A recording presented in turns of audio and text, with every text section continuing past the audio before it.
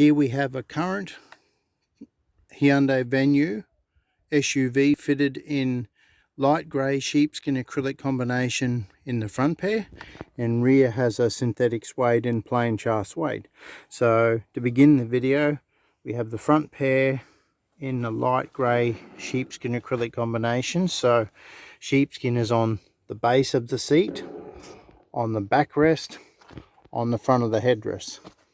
So with this particular one, there's height adjustment on the driver's side. So height adjustment control, as you can see, is left accessible. Backrest tilt, left accessible on both seats, driver and passenger. On the back of the seat, this particular model has hard capping, so the capping is left open. Passenger side has a mat pocket, so that's left accessible.